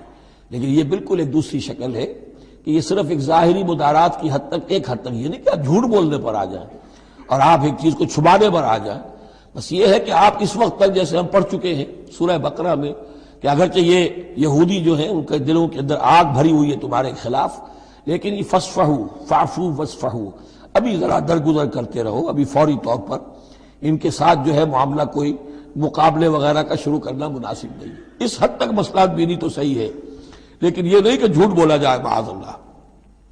وَيُحَذِّرُكُمُ اللَّهُ نَفْسَهُ، اور اس میں بھی اب اور نرمی کر دی، اللہ تمہیں ڈراتا ہے اپنے آپ سے، اللہ سے ڈرو، یعنی کسی اور سے ڈر کر خواہ صرف خاطر مدارات کر لینا بھی صحیح نہیں ہے، لیکن یہ کہ بہرحال ضرورت ہے، کسی وقت مصلحت ہے تو کرو، لیکن یہ کہ اصل تمہارے دل میں خوف اللہ کا رہنا چاہیے۔ وَإِلَى اللَّهِ الْمَصِيرُ، اور اللہ ہی کی طرف تمہیں لوٹ جانا ہے۔ قُلْ إِن تُخْفُوا مَا فِي صُدُورِكُمْ وَتُبْدُوهُ يَعْلَمُ اللَّهُ، یہ پھر وہی آیت آ گئی ہے جو سورہ بقرہ کے آخر میں آئی تھی، لِلَّهِ مَا فِي السَّمَاوَاتِ وَمَا فِي الْأَرْضِ وَإِن تُبْدُوا مَا فِي أَنفُسِكُمْ أَوْ تُخْفُوهُ يُحَاسِبْكُم بِهِ اللَّهُ، یہاں فرمایا قُلْ إِن تُخْفُوا مَا فِي صُدُورِكُمْ، کہہ دیجئے کہ اگر تم چھپاؤ جو کچھ کہ تمہارے سینوں میں ہے، او تبدوہ، یا تم اسے ظاہر کر دو، یعلمہ اللہ، اللہ تعالیٰ اس کو جانتا ہے۔ تمہارے ظاہر کرنے چھپانے سے اللہ سے کوئی تعلق نہیں ہے، ایک دوسرے سے چھپا سکتے ہو، ظاہر کر سکتے ہو، اللہ سے نہیں۔ وَيَعْلَمُ مَا فِي السَّمَاوَاتِ وَمَا فِي الْأَرْضِ، اور وہ جانتا ہے جو کچھ کے آسمانوں میں اور زمین میں ہے۔ وَاللَّهُ عَلَىٰ كُلِّ شَيْءٍ قَدِيرٌ، اور اللہ تعالیٰ ہر چیز پر قادر ہے۔ یوم تجد کل نفس ما عملت من خیر محضرا، اس دن کا تصور کرو جس دن ہر جان، ہر نفس موجود پائے گا، حاضر کیا ہوا پائے گا ہر وہ عمل جو اس نے کیا ہوگا۔ فمن یعمل مثقال ذرۃ خیرا یرہ ومن یعمل مثقال ذرۃ شرا یرہ، یوم تجد کل نفس ما عملت من خیر محضرا وما عملت من سوء، جو نیکی کی ہوگی اسے بھی موجود پائے گا اور جو بدی کمائی ہوگی وہ بھی موجود پائے گا۔ تود لو ان بینہا وبینہ امدا بعیدا، اور ہر جان یہ چاہے گی، ہر انسان یہ چاہے گا کہ کاش میرے اور میرے اعمال نامے کے درمیان بڑا فاصلہ آ جائے، میں اسے دیکھوں بھی نہ، میری نگاہ بھی اس پر نہ پڑے۔ وَيُحَذِّرُكُمُ اللَّهُ نَفْسَهُ، اور اللہ ڈرا رہا ہے تمہیں اپنے آپ سے، یعنی تقویٰ رکھنا ہے تو اس کا کرو، ڈرنا ہے تو اس سے ڈرو، خوف کھانا ہے تو اس سے کھاؤ۔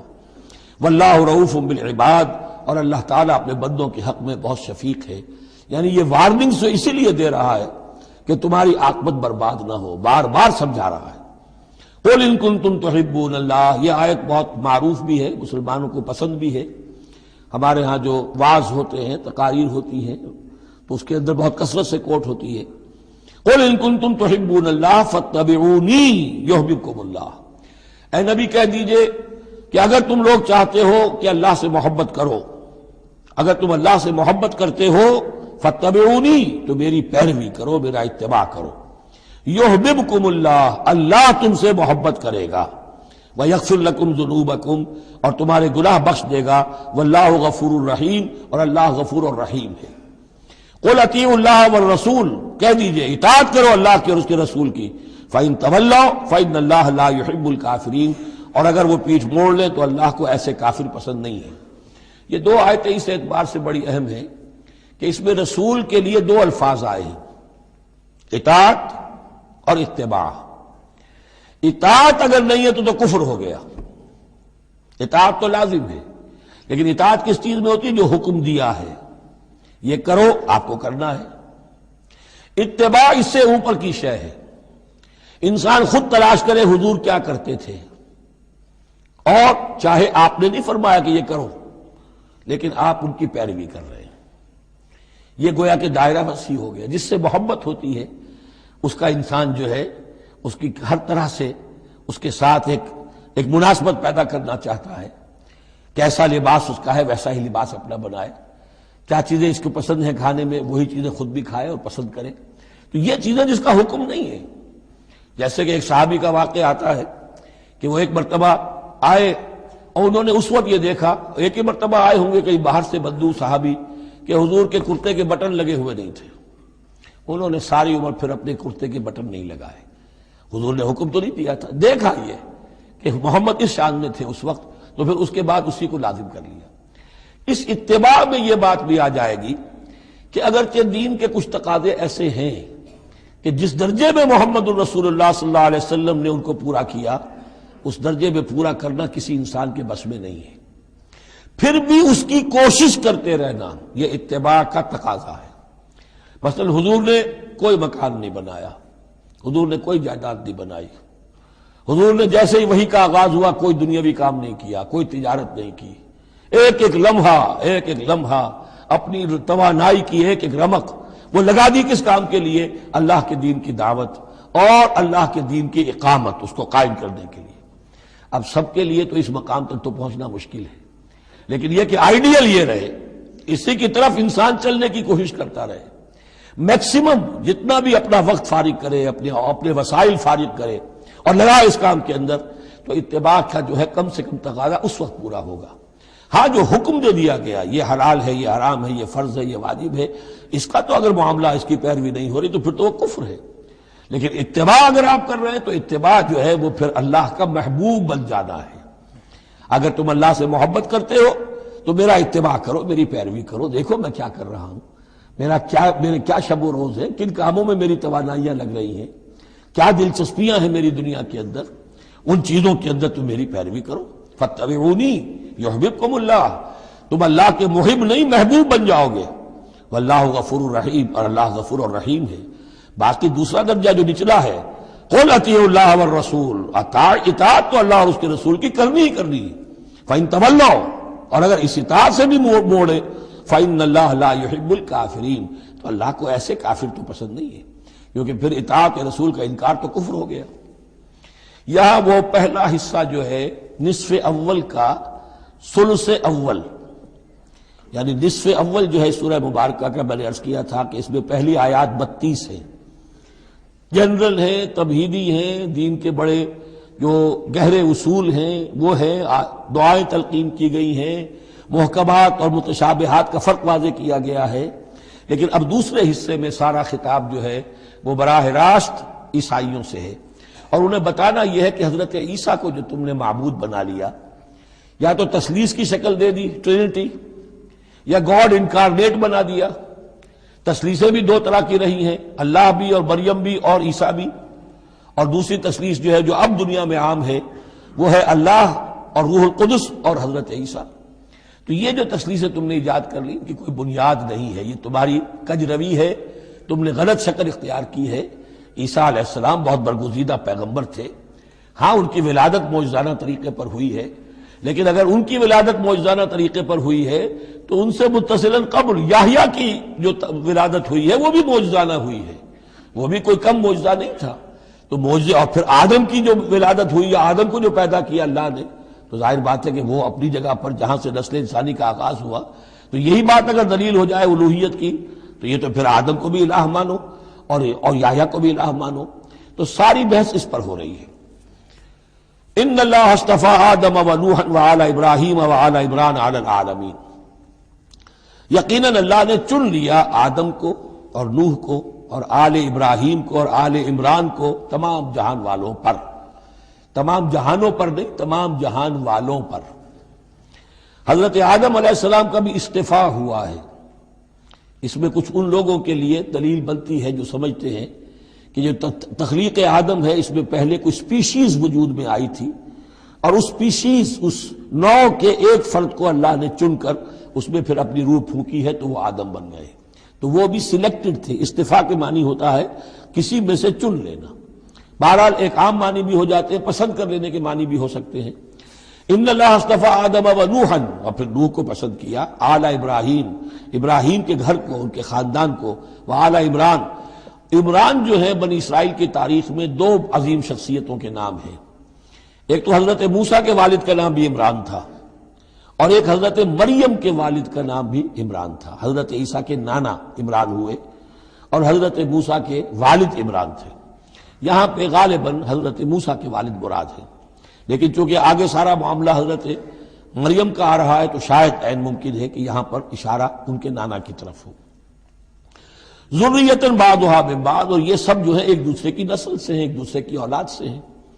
نوح حضرت آدم کی اولاد سے ہیں، ابراہیم حضرت نوح کی اولاد سے ہیں، پھر ان کے پورا خاندان بنی اسماعیل بنی اسرائیل یہ ان کی اولاد میں سے ہیں۔ واللہ سمیع علیم، اللہ سمیع اور علیم ہے۔ اس قالت امرأۃ عمران رب انی نذرت لک ما فی بطنی محررا فتقبل منی۔ اب یہ جو عمران کی بیوی ہیں یعنی حضرت مریم کی والدہ، یہ بہت نیک عورت تھی، بہت ہی متقی، نیک، زاہد۔ ان کو حمل ہوا تو انہوں نے پروردگار سے ایک منت مانی، نظر مانی، رب انی نذرت لک ما فی بطنی، جو میرے پیٹ میں جو بھی بچہ اے اللہ تو پیدا فرما رہا ہے میں تیری ہی نظر کرتی ہوں، یعنی دنیاوی کوئی ذمہ داریوں کا بوجھ اس پر نہیں ہم ڈالیں گے، اور ہیکل کی خدمت کے لیے، دین کی خدمت کے لیے، تورات کی خدمت کے لیے اس کو وقف کر دیں گے، ہم اپنا بھی کوئی بوجھ ان پر نہیں ڈالیں گے، اس توقع میں کہ اللہ بیٹا عطا کرے گا۔ محررن کے مطلب ہے اسے آزاد کر دیں گے، تحریر آزاد کر دینا، حر سے، کہ کوئی ذمہ داری اس پر نہیں ہوگی، اسے ہم خالص کر دیں گے تیرے دین کی خدمت کے لیے اور ہیکل کی خدمت کے لیے۔ فتقبل منی، تو اے اللہ میری اس نظر کو تو قبول فرما لے، شرف قبول عطا فرما۔ انک انت السمیع العلیم، یقیناً تو سب کچھ سننے والا اور سب کچھ جاننے والا ہے۔ فلما وضعتها قالت رب انی وضعتها انثی، اب جب وضع حمل ہوا تو پھر اس نے کہا اے اللہ یہ تو میں ایک بیٹی جن گئی ہوں، یعنی میری تو یہاں بیٹی ہو گئی ہے، میں تو امید میں تھی کہ بیٹا آئے گا تو اس کو جو ہے میں وقف کر دوں گی۔ اس وقت تک ہیکل کے خادموں میں کسی خاتون کو، لڑکی کو قبول نہیں کیا جاتا تھا۔ واللہ عالم بما وضعت، اللہ فرما رہا ہے کہ اللہ بہتر جانتا تھا کہ کیا اس نے جنا ہے، اسے کیا پتا کیسی بیٹی جنی ہے۔ ولیس الذکر کالانثی، اور کہاں ہوگا کوئی بیٹا اس بیٹی جیسا۔ اس کے دونوں معنی کیے گئے، ایک تو ایسا کہ یہ گویا کہ قول مانا جائے حضرت مریم کی والدہ کا کہ لڑکا تو لڑکی کی طرح نہیں ہوتا، اب لڑکا ہوتا تو میں اسے خدمت کے لیے وقف کر دیتی، یہ تو لڑکی ہو گئی۔ اور ایک یہ بھی ہے کہ اللہ کی طرف سے اس کو مانا جائے واللہ عالم بما وضعت ولیس الذکر کالانثی، کوئی بیٹا ایسا ہو ہی نہیں سکتا جیسی بیٹی تمہیں دی ہے۔ وَإِنِّي سَمَّيْتُهَا مریم، اور وہی اب ان کا کلام شروع ہوا ان کی والدہ کا مریم کی، میں نے اس کا نام مریم رکھا ہے۔ وَإِنِّي أُعِيذُهَا بِكَ، اور اے اللہ میں اسے تیری پناہ میں دیتی ہوں، وَذُرِّيَّتَهَا، اور جو بھی اس کی اولاد ہو، نسل ہو، اس کو بھی تیری پناہ میں دیتی ہوں، من الشیطان الرجیم، مردود شیطان کے حملے سے، کہ اللہ ان کو، مریم کو بھی اور اس کی آنے والی اولاد کو بھی تو بہت ہی اپنی حفاظت میں رکھیو، شیطان سے بچائیو۔ فتقبلها ربها بقبول حسن، تو قبول فرما لیا انہیں، یعنی حضرت مریم علیہ السلام کو ان کے رب نے بڑی ہی عمدگی کے ساتھ، قبول حسن، شرف قبول عطا فرمایا بڑی ہی خوبصورت انداز میں۔ وانبتها نباتا حسنا، اور ان کی پرورش کی بہت ہی عمدہ طریقے پر، بہت اعلیٰ طریقے پر۔ وکفلها زکریا، اور ان کو کفالت میں دے دیا، تربیت میں دے دیا حضرت زکریا کے۔ یہ حضرت زکریا جو ہیں یہ خالو تھے حضرت عیسیٰ علیہ السلام کے، حضرت مریم کے خالو، تو ہم ان کی تحویل میں، اور وہ اس وقت کے چیف کاہن تھے، chief priest of the temple, ہیکل سلیمانی کے وہی نبی بھی تھے، اور وہی وہاں کے سب سے بڑے جو ہیں، جو آج کل ہم سمجھتے ہیں مجاور وغیرہ، تو وہ مقام ان کا کاہنوں کا ہوتا تھا۔ وَكَفَّلَهَا زَكَرِيَّا كُلَّمَا دَخَلَ عَلَيْهَا زَكَرِيَّا الْمِحْرَابَ، جب کبھی بھی زکریا ان کے پاس جاتے تھے محراب میں، وجد عندها رزقا، وہ دیکھتے تھے محراب حجروں کی شکل کے اندر جو جیسے بنے ہوتے ہیں مسجدوں کے ساتھ، تو ایسے ایک حجرہ ان کو دے دیا گیا کہ یہ اللہ کے لیے نظر کی گئی ہے اور ان کو قبول کر لیا گیا ہے۔ تو اب ان کے لیے یہاں پر یہ حجرہ ہے، اس میں وہ رہتی ہیں، لیکن جب بھی وہ حجرے میں جاتے تھے تو دیکھتے تھے ان کے پاس کھانا، میوے رکھے ہیں بغیر موسم کے، اور بعض لوگوں کی رائے یہ بھی ہے کہ یہاں سے مراد مادی کھانا نہیں ہے بلکہ علم و حکمت، کہ جب حضرت زکریا ان سے بات کرتے تھے تو یہ کہ انہیں حیران رہ جاتے تھے کہ اس لڑکی کو یہ اس قدر حکمت کہاں سے مل گئی، اتنی معرفت کہاں اس کو حاصل ہوئی۔ قال یا مریم انا لک ھذا، وہ پوچھتے اے مریم یہ تمہیں کہاں سے چیزیں ملتی ہیں، یہ کھانے کہاں سے آ جاتے ہیں، یہ بے موسمی پھل کہاں سے آ جاتے ہیں، یا یہ علم و حکمت کی باتیں تمہیں کیسے معلوم ہوتی ہیں؟ قالت هو من عند اللہ، تو وہ کہتی تھی یہ سب اللہ کی طرف سے ہے، اس کا فضل ہے، اس کا کرم ہے۔ ان اللہ یرزق من یشاء بغیر حساب، یقیناً اللہ تعالیٰ جس کو چاہتا بغیر حساب عطا کرتا ہے۔ ہنالک دعا زکریا ربہ، ہنالک یہ بالکل اس طرح سے دیر اینڈ ڈن، جب یہ مشاہدہ ہوا حضرت زکریا کو تو انہوں نے بھی ایک دعا کی اپنے پروردگار سے، ہنالک دعا زکریا ربہ رب قال رب ہب لی من لدنک ذریۃ طیبہ، اے اللہ مجھے بھی بڑی کوئی پاکیزہ اولاد عطا کر دے۔ بہت بوڑھے ہو چکے تھے، ان کی اہلیہ جو ہے وہ بھی بہت بوڑھی ہو چکی تھی، ضعیفہ تھی، اور ساری عمر بانجھ رہی تھی، لاولد تھے۔ یہ ساری تفصیل پھر سورہ مریم کے اندر مزید کھل کر آئے گی، اس لیے کہ یہی مضامین وہاں بیان ہوئے تھے مکی دور میں، جبکہ ہجرت حبشہ کے لیے مسلمان گئے تھے تو وہاں جا کر سورہ مریم کی آیات جو ہیں وہ پھر حضرت عبداللہ ابن جعفر نے پڑھ کر سنائی تھی۔ اس مناسبت سے یہ مضامین آپ کو سورہ مریم میں بھی ملیں گے۔ ساری عمر بوڑھے رہے اور بے اولاد رہے، لیکن اب وہ ایک دبی ہوئی خواہش، چنگاری، وہ بھڑک اٹھی، اے اللہ اس بچی کو تو یہ کچھ دے سکتا ہے تو تیری قدرت ہے مجھے بھی ذریۃ طیبہ، پاکیزہ اولاد عطا فرما۔ انک سمیع الدعاء، یقیناً تو دعا کا سننے والا ہے۔ فنادت الملائکۃ، تو فرشتوں نے انہیں پکار کر کہا، ندا کی، وہو قائم یصلی فی المحراب، اور وہ کھڑے ہوئے نماز پڑھ رہے تھے اپنی محراب میں، ان کا بھی حجرہ تھا۔ ان اللہ یبشرک بیحییٰ، اللہ تعالیٰ تمہیں بشارت دیتا ہے زکریا یحییٰ کی، مصدقا بکلمۃ من اللہ، جو تصدیق کرے گا ایک ایسے شخص کی جو اللہ کا خاص کلمہ ہوگا، یعنی حضرت عیسیٰ، کلمۃ منہ، یہ بعد میں باتیں آئیں گی، وسیدن، اور سردار ہوگا، وحسورا، اور تجرد کی زندگی گزارے گا، ونبیا من الصالحین، اور نبی ہوگا صالحین میں سے۔ یہاں نوٹ کر لیجئے کہ آخری مدح کا لفظ جو حضرت یحییٰ کے لیے آیا ہے وہ نبی ہے، نبیا من الصالحین۔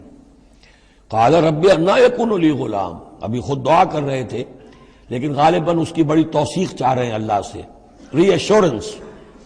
کہا پروردگار میرے ہاں کیسے بیٹا ہو جائے گا، وقد بلغنی الکبر، جبکہ میں انتہائی بوڑھا ہو چکا ہوں، وامرأتی عاقر، اور میری بیوی جو ہے بانجھ رہی ہے۔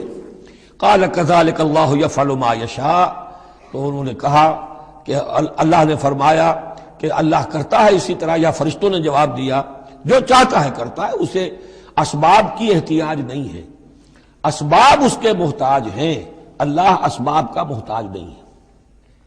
قال رب اجعل لی آیہ، انہوں نے عرض کیا پروردگار میرے لیے کوئی نشانی مقرر کر دے، مجھے معلوم ہو جائے کہ واقعی ایسا ہونا ہے اور واقعی یہ کلام جو میں سن رہا ہوں تیری طرف سے ہے۔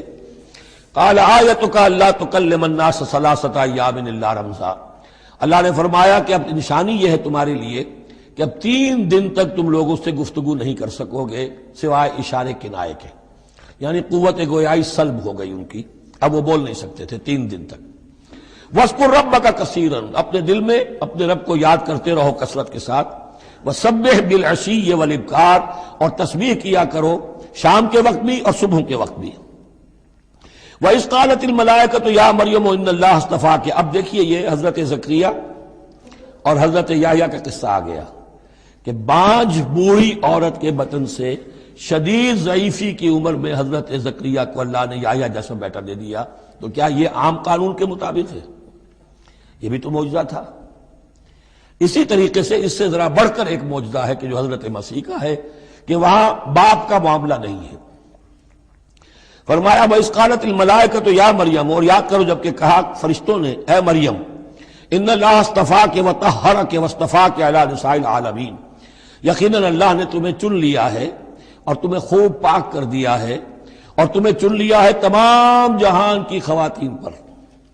یا مریم اقنتی لربک، اے مریم اب اپنے رب کی فرما برداری کرتی رہو. واسجدی، اور سجدہ کیا کرو. ورکعی مع الراکعین، اور جھکنے والوں کے ساتھ جھکتی رہا کرو، نماز باجماعت کے اندر شریک ہو جایا کرو.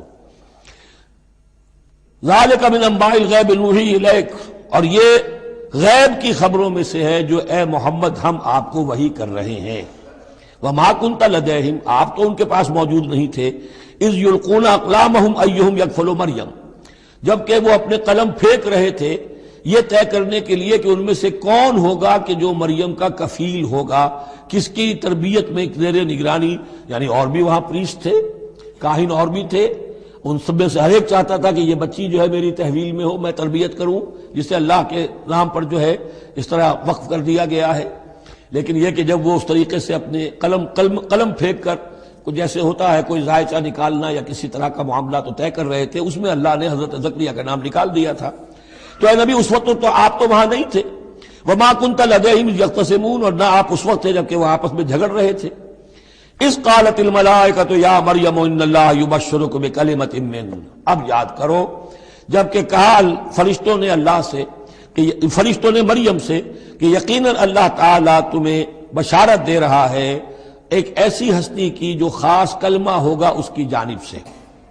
اسمہ المسیح عیسی ابن مریم، اس کا نام ہوگا المسیح عیسیٰ مریم کا بیٹا. وجیہا فی الدنیا والآخرہ، باعزت ہوگا، مرتبے والا ہوگا دنیا میں بھی اور آخرت میں بھی. ومن المقربین، اور بہت ہی اللہ کے مقربین بارگاہ میں سے ہوگا، بہت مقرب. وَيُكَلِّمُ النَّاسُ فِي الْمَهْدِ وَكَهْلًا، اور وہ لوگوں سے گفتگو کرے گا گود میں بھی اور پوری عمر کا ہو کر بھی. کہولت 40 برس کے بعد آتی ہے، اور حضرت مسیح اٹھا لیے گئے، رفع سماوی ہوا 33 برس کی عمر میں. گویا کہ اس آیت کا تقاضا ابھی پورا نہیں ہوا ہے. اور اس سے اندازہ کر لیجیے اس کے کہنے کی ضرورت کیا تھی، پوری عمر کو پہنچ کر تو سبھی بولتے ہیں. اس کا اشارہ کیوں کیا گیا یہاں؟ اس لیے کہ ہمیں معلوم ہو جائے کہ حضرت مسیح پر ابھی موت واقع نہیں ہوئی ہے، بلکہ وہ واپس آئیں گے دنیا میں، دوبارہ اتریں گے، پھر ان کی وہ عمر بھی ہوگی، پھر وہ شادی بھی کریں گے، ان کی اولاد بھی ہوگی، اور ان کے ذریعے سے اللہ تعالیٰ یہ نظام خلافت علی منہاج النبوت کو پوری دنیا میں قائم کرے گا. وَيُكَلِّمُ النَّاسَ فِي الْمَهْدِ وَكَهْلًا، اور وہ گفتگو کرے گا لوگوں سے اپنے گود میں بھی، تمہاری گود میں بھی، پگھوڑے میں بھی، اور بڑی پوری عمر کا ہو کر بھی. وَمِنَ الصَّالِحِينَ، اور یقیناً وہ بھی بہت ہی ہمارے نیکوکار بندوں میں سے ہوگا.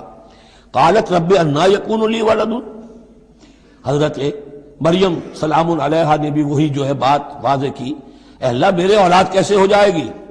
ولم یمسسنی بشر، مجھے تو کسی مرد نے ہاتھ تک نہیں لگایا.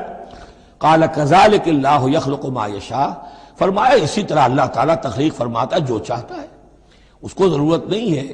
ٹھیک ہے عام ولادت انسانوں کی اسی طرح ہوتی ہے، باپ کا بھی حصہ ہے، ماں کا بھی حصہ ہے، لیکن یہ کہ اللہ تعالیٰ کے لیے کسی بھی شے کی ضرورت نہیں ہے، وہ محتاج نہیں ہے ان اسباب اور وسائل و ذرائع کا، اور جو چاہے کرتا ہے. قال کذالک اللہ یخلق ما یشاء اذا قضى امرا فانما يقول له كن فيكون، وہ تو جب کسی شے کا فیصلہ کر لیتا ہے تو بس وہ کہتا ہے ہو جا اور وہ ہو جاتی ہے. وَيُعَلِّمُهُ الْكِتَابَ وَالْحِكْمَةَ، اور وہ اللہ تعالیٰ اسے سکھائے گا کتاب بھی اور حکمت بھی.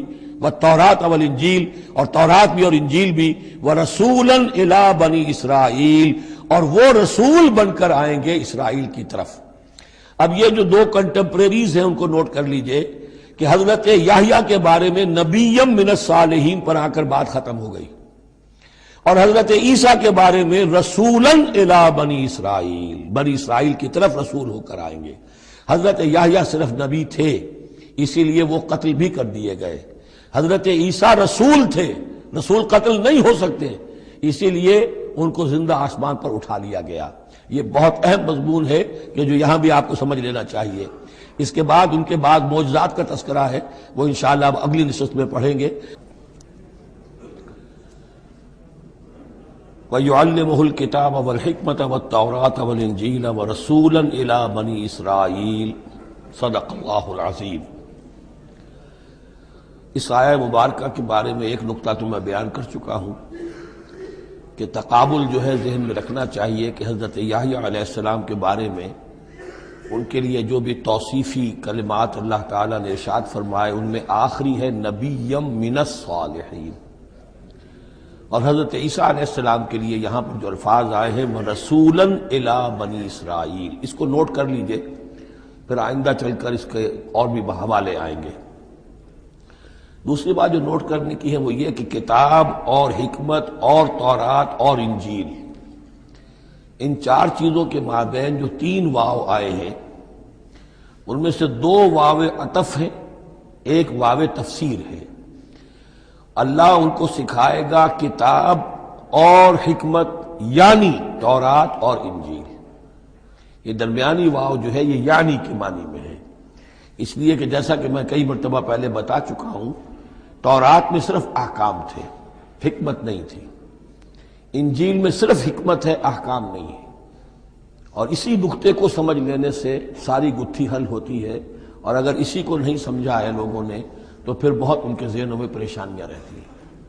تو اس مقام کو نوٹ کیجئے، وَيُعَلِّمُهُ الْكِتَابَ وَالْحِكْمَةَ، اللہ اسے سکھائے گا کتاب بھی اور حکمت بھی، وَالتَّوْرَاةَ وَالْإِنجِيلَ، یعنی تورات بھی اور انجیل بھی، وَرَسُولًا إِلَىٰ بَنِي إِسْرَائِيلَ انی قد جئتکم بآیۃ من ربکم۔ ابھی تک گفتگو ہو رہی تھی کہ حضرت مریم سلام علیہا کو یہ ساری خوشخبریاں اللہ تعالیٰ کی طرف سے دی گئی۔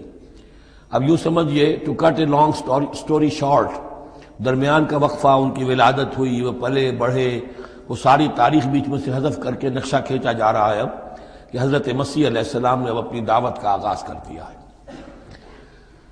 انی قد جئتکم بآیۃ من ربکم، میں تمہارے پاس آیا ہوں تمہارے رب کی طرف سے نشانی لے کر۔ انی اخلق لکم من الطین کہیئۃ الطیر، کہ میں تمہارے سامنے یا تمہارے لیے بناتا ہوں گارے سے ایک پرندے کی شکل، فانفخ فیہ، پھر میں اس میں پھونک مارتا ہوں، فیکون طیرا باذن اللہ، تو وہ بن جاتا ہے اڑتا ہوا پرندہ اللہ کے حکم سے۔ یہاں آپ نوٹ کرتے جائیے گا، ہر معجزے کے بعد باذن اللہ باذن اللہ باذن اللہ، یعنی یہ میرا کوئی دعویٰ نہیں ہے، میرا کوئی کمال نہیں ہے، یہ جو کچھ ہے وہ اللہ کے حکم سے ہے۔ وَأُبْرِئُ الْأَكْمَحَ وَالْأَبْرَصَ وَأُحْيِي الْمَوْتَىٰ بِإِذْنِ اللَّهِ، اور میں شفا دے دیتا ہوں مادرزاد اندھے کو بھی اور کوڑھی کو بھی، اور میں مردہ کو زندہ کر دیتا ہوں بِإِذْنِ اللَّهِ، اللہ کے حکم سے۔ وَأُنَبِّئُكُم بِمَا تَأْكُلُونَ وَمَا تَدَّخِرُونَ فِي بُيُوتِكُم، اور میں تمہیں یہ بھی بتا سکتا ہوں کہ تم کیا کھاتے ہو اور کیا چیزیں تم نے اپنے گھروں میں ذخیرہ کر رکھی ہیں۔ ان فی ذلک لآیۃ لکم، اس میں تمام چیزوں میں تمہارے لیے نشانی ہے، ان کنتم مومنین، اگر تم ایمان والے ہو یا ایمان لانا چاہو، یعنی یہ کہ اپنی رسالت کے صداقت اور حقانیت کے دلیل کے طور پر یہ معجزات پیش فرمائے۔ وَمُصَدِّقًا لِمَا بَيْنَ يَدَيَّ مِنَ التَّوْرَاةِ، اور میں تصدیق کرتے ہوئے آیا ہوں اس کی کہ جو میرے سامنے موجود ہے تورات میں سے۔ وَلِأُحِلَّ لَكُمْ بَعْضَ الَّذِي حُرِّمَ عَلَيْكُمْ، اور تاکہ میں کچھ حلال قرار دوں تم پر وہ چیزیں جو تم پر حرام کر دی گئی ہیں۔ یہ اصل میں اشارہ ہے سبت کے حکم کے بارے میں، کہ جیسے ہمارے ہاں بھی بعض جو مذہبی مزاج کے لوگ ہوتے ہیں ان میں پھر بڑی سختی پیدا ہو جاتی ہے، غلو کرتے چلے جاتے ہیں دین کے احکام میں۔ تو سبت کے حکم میں یہودیوں نے اس حد تک غلو کر لیا تھا کہ کسی مریض کو دعا کرنا اس کے لیے کہ اللہ اس کو شفا دے دے، یہ بھی نہیں کرنا، کچھ نہیں کرنا، کوئی کام، گویا کہ یہ بھی دنیا کا کام ہے۔ لہذا اس کی ایک انتہا تک وہ پہنچ گئے تھے جن کو آ کے حضرت مسیح علیہ السلام نے پھر اس کی وضاحت کی کہ یہ چیز کے اس کی تقاضوں میں شامل نہیں ہے۔ وَجِئْتُكُم بِآیَةٍ مِّن رَبِّكُم، اور میں تمہارے پاس لے کر آیا ہوں نشانی تمہارے رب کی طرف سے، فَاتَّقُوا اللَّهَ وَأَطِیعُونِ، پس اللہ کا تقوی اختیار کرو اور میری اطاعت کرو۔ ان اللہ ربی وربکم فاعبدوہ، یقیناً اللہ ہی میرا بھی رب ہے اور تمہارا بھی رب ہے، پس اسی کی بندگی کرو۔ ھذا صراط مستقیم، یہی سیدھا راستہ ہے۔ آپ کو یہی الفاظ ملیں گے سورہ مریم میں انشاءاللہ۔ فلما احس عیسیٰ منہم الکفر، اب پھر دیکھیے وہی درمیانی وقفوں کو چھوڑتے ہوئے یہ دعوت میں کتنا عرصہ لگا، کئی سال کے بعد اب مخالفت ہوئی، اور مخالفت ہوئی ان کے علماء کی طرف سے۔ یہود کے جو علماء تھے شدید ترین مخالفت انہوں نے کی، ان کی مسندوں کو خطرہ ہو گیا، ان کی چودراہٹیں جو ہے وہ خطرے میں پڑ گئی، تو انہوں نے مخالفت کی، اور اس وقت تک ظاہر بات ہے کہ یہودیوں پر ان کے علماء کا جو ہے اثر و رسوخ بہت زیادہ تھا۔ فلما احس، فلما احس عیسیٰ منہم الکفر، جب عیسیٰ نے محسوس کیا ان سے کفر کی شدت کہ اب یہ مخالفت پر تل گئے ہیں، قال من انصاری الی اللہ، تو انہوں نے ایک پکار لگائی، ایک ندا دی، ایک دعوت عام دی، کون ہے جو میرے مددگار ہے اللہ کی راہ میں؟ یعنی اب جو کشاکش ہونے والی ہے، جو تصادم ہونے والا ہے، اس میں ایک حزب اللہ بنے گی اور ایک حزب الشیطان ہوگا، کون ہے جو میرا مددگار ہو الی اللہ، اللہ کے کام میں؟ یہی اصل اساس ہے دین میں کام کرنے کے لیے کہ اسی بنیاد پر کوئی شخص اٹھے کہ میں دین کا یہ کام کرنا چاہتا ہوں، کون ہے جو میرا ساتھ دے؟ یہ ایک بالکل طبعی طریقہ ہوتا ہے جماعت سازی کا۔ ایک داعی اور داعی پر اعتماد کرنے والے، داعی سے اتفاق کرنے والے لوگ اس کے ساتھی بن جاتے ہیں۔ ساتھی اس کے ذاتی اعتبار سے نہیں ہوتے، اس کی حکومت قائم کرنے کے لیے نہیں، اللہ کی حکومت قائم کرنے کے لیے، اس کی سرداری کے لیے نہیں، اللہ تعالیٰ کے دین کے غلبے کے لیے۔ قال الحواریون نحن انصار اللہ، کہا حواریین نے کہ ہم ہیں اللہ کے مددگار۔ حواری جو ہے اصل میں اس کے معنی ہے دھوبی، جو کپڑے کو دھو کر صاف کر دیتا ہے۔ یہ لفظ پھر آگے بڑھا ہے اپنے کردار کو صاف کرنا، اپنے اخلاق کو صاف کرنا، لیکن چونکہ حضرت مسیح علیہ السلام کی بہت سی جو تبلیغ تھی وہ گلیلی جھیل کے کناروں پر ہوتی تھی، اب وہاں ظاہر بات ہے جھیل جو ہے بڑی تھی، وہ سمندر کی طرح ہے، جھیل نہیں ہے، بہت بڑی جھیل ہے، تو وہاں وہ کبھی دھوبی ہوتے تھے، ان میں تبلیغ کرتے تھے، کہیں بچھیرے ہوتے تھے مچھلیاں پکڑنے والے، جا کے انہیں تبلیغ کرتے تھے کہ اے مچھلیوں کے پکڑنے والوں، مچھلیوں کا شکار کرنے والوں، آؤ کہ میں تمہیں انسانوں کا شکار کرنا سکھاؤں۔ اور ان دھوبیوں میں تبلیغ کی ہے تو ان میں سے کچھ لوگ جو ہے انہوں نے اپنے آپ کو پیش کر دیا۔ قال الحواریون نحن انصار اللہ آمنا باللہ، ہم ایمان لائے اللہ پر، واشہد بأننا مسلمون، تو آپ بھی اب گواہ رہیے گا کہ ہم اللہ کے فرما بردار ہیں۔ ربنا آمنا بما انزلت، اے رب ہمارے ہم ایمان لے آئے اس پر جو تو نے نازل فرمایا، واتبعنا الرسول، اور ہم اتباع کر رہے ہیں تیرے رسول کی، فاکتبنا مع الشاہدین، تو اے پروردگار ہمارا نام گواہوں میں لکھ لے۔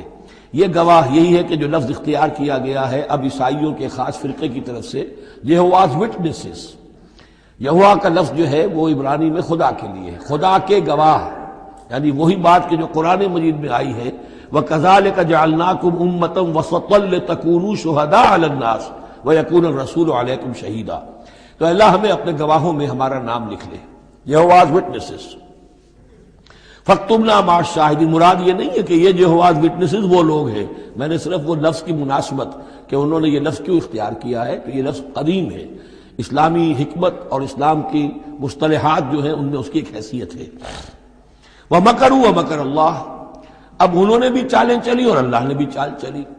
وہ جو ان کے فریسی بیٹھے ہوئے تھے، علماء بیٹھے ہوئے تھے، وہ چالیں چل رہے تھے کسی طرح اس کو پکڑوائیں، کسی طرح، اس لیے کہ وہاں جو حکومت تھی وہ یہودیوں کی نہیں تھی، اگرچہ یہودی ایک بادشاہ تھا، پپٹ کنگ، جیسے کنگ فاروق ہوتے تھے مصر کے اندر، اصل حکومت انگریزوں کی تھی لیکن کنگ فاروق بیٹھے ہوئے ہیں، اسی طرح کا وہ پپٹ کنگ تھا کہ جو یہودیوں میں سے تھا، اصل حکومت تھی رومیوں کی، اور رومی گورنر پائلیٹس پونٹس وہ وہاں پر موجود تھا، اور اس طرح کی کوئی کیپٹل پنشمنٹ جو ہے وہ یہودی خود نہیں دے سکتے تھے جب تک کہ وہ جو اصل گورنر ہے اس کی طرف سے اس کا حکم صادر نہ کیا جائے، لیکن ان کی مذہبی عدالتیں تھیں، اس میں بیٹھ کر یہ ان کے مفتی، ان کے فریسی، ان کے علماء بیٹھ کے فیصلے کرتے تھے، اور اگر وہ فیصلہ دے دیتے تھے تو ان فیصلوں کی ایگزیکیوشن جو ہے وہ پھر رومن گورنمنٹ کے تھرو، اور وہ ہوتی تھی اس کی جو تنفیذ جو ہے وہ پائلیٹس پونٹس کے ذریعے سے، لہذا ان کے ہاتھ بندھے ہوئے تھے۔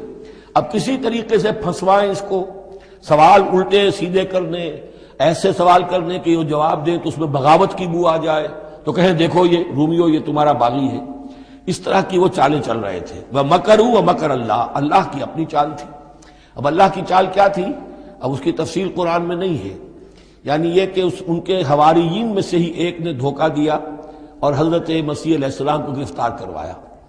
اب اس کے بعد اللہ تعالیٰ نے جو کچھ انجیل برنباس میں ہے، قرآن میں نہیں ہے، حدیث میں نہیں ہے، ہمارے اولین جو مفسرین ہیں ان کے ہاں بھی نہیں ہے، لیکن یہ انجیل برنباس، ایونجیلیم برنابے، جو پوپ کی لائبریری سے برآمد ہوئی ہے، اس کے اندر یہ تفصیل ہے کہ جس حواری نے آپ کو غداری کر کے پکڑوایا تھا، گرفتار کروایا تھا، اس کی شکل حضرت مسیح کی بدل دی اللہ نے، اور وہ پکڑا گیا، سولی وہ چڑھا ہے، اور حضرت مسیح پر وہ ہاتھ ڈال ہی نہیں سکے، بلکہ جس باغ میں آپ روپوش تھے، جیسے ایک کوٹھڑی سی بنی ہوئی تھی جس میں کوئی آلات وغیرہ رکھ دیتے ہیں، اس باغ میں وہ روپوش تھے اور اس کوٹھڑی میں عبادت کر رہے تھے. باقی جو ان کے حواری ہیں 12 وہ باہر تھے. اس وقت وہ سٹک گیا، ایک شخص وہاں سے چپکے سے گیا کہ اب میں پکڑواؤں گا، اور جا کر جو ہے وہ سپاہیوں کو لے آیا، رات کے وقت نیلے لے کر آئے. اس نے کہا میں اندر جاؤں گا، جسے میں کہوں اے ہمارے استاد بس پکڑ لینا وہی مسیح ہے. اس لیے کہ رومیوں کو کیا پتا تھا وہ مسیح کون ہے، وہ تو یہودی ہے. لہذا جیسے ہمارے ہاں پولیس والوں کو کیا پتا ہے وہ آئے ہیں، آئیڈینٹیفائی کون کرے گا. تو اس نے کہا کہ میں کہوں گا اے میرے آقا میرے استاد بس پکڑ لینا. اب یہ جب اندر داخل ہوا تو جیسے ہی کمرے میں داخل ہوا اس کوٹھڑی میں اس کی چھت پھٹی، 4 فرشتے نازل ہوئے، حضرت مسیح کو لے کر وہ چلے گئے، اور اس شخص کی شکل جو ہے وہ بدل دی گئی حضرت مسیح والی. اب یہ گھبرا کر باہر نکلا تو دوسرے حواریین جو تھے انہوں نے کہا اے ہمارے استاد، اور ادھر سے وہ سپاہی جو ہیں داخل ہو گئے، انہوں نے اسی کو قابو کیا. سولی وہ چڑھایا اصل میں، حضرت مسیح نہیں. لیکن یہ ساری تفاصیل جو ہیں یہ قرآن میں بھی نہیں ہے، حدیث میں بھی نہیں ہے. جب حدیث میں نہیں ہے، قرآن میں نہیں ہے، تو ہمارے مفسرین کے پاس بھی نہیں ہو سکتی تھی. لیکن یہ کہ یہ شہادت جو ہے یہ در حقیقت انہی کے گھر سے ہمیں ملی ہے، اور یہ پوری طریقے سے فٹ ان کرتی ہے، پوری طریقے سے قرآن کا جو بیان ہے اس میں یہ پوری طرح فٹ ہوتی ہے. وَمَكَرُوا وَمَكَرَ اللَّهُ، انہوں نے اپنی سی چالیں چلی، اللہ نے اپنی چال چلی. وَاللَّهُ خَيْرُ الْمَاكِرِينَ، اور اللہ تعالیٰ جو ہے وہ بہترین چال چلنے والا ہے.